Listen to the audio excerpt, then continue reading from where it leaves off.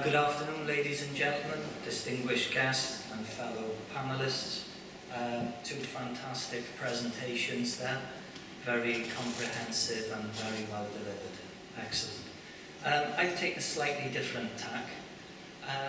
I have 6 slides and they're very short. So the intention is to try and stimulate some discussion for the panelists. My tack is slightly different. I'm looking at embracing technology into a regulatory framework.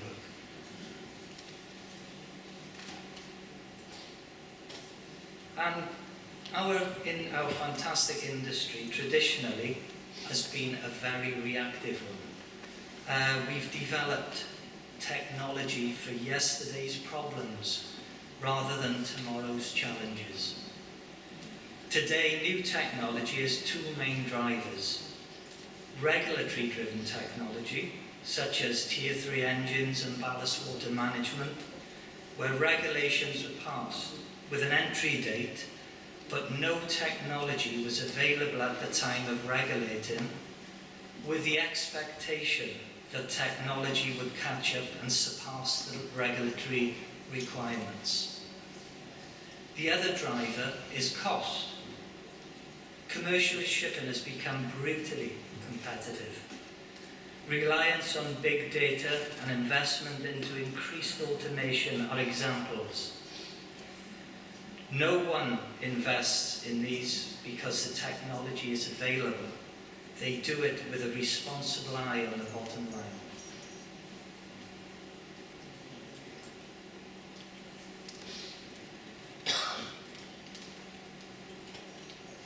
From a regulatory standpoint, it is important that we keep an eye and an open mind on maritime legislation, that it's set up so technology can easily be adopted for the benefit of the shipping community, safety of the environment and the benefit of the crew.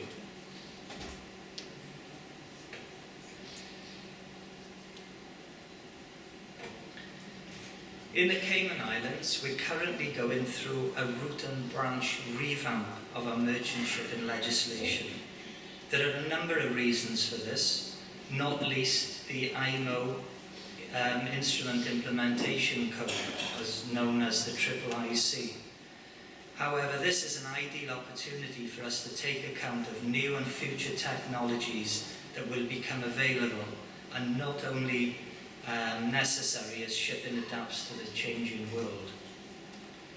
We do know with certainty what technology will become available in the future, much less what technology will be commercially right for adoption. What we can and are doing is drafting legislation with appropriate placeholders and enabling provisions so that the necessary barriers to adoption are minimised in a clear and transparent manner. Ship owners must not be discouraged or even prevented from adopting technology by regulatory requirements whose objectives have been made unnecessary or redundant by that very technology.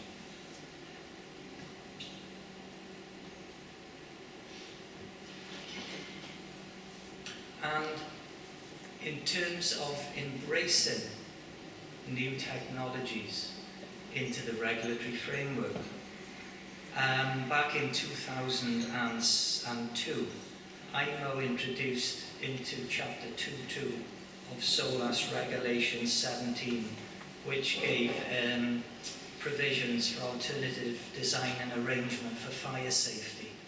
And this is really one of the first goal-based standards. They then rolled that out into Chapter 1 and Chapter 3 of SOLAS. And the approach lends itself to a set of functional requirements or goals as opposed to using the traditional prescriptive requirements. However, I will say a few words of caution. To do this effectively, it does require a rigorous engineering analysis. The benefits, however, are considerable.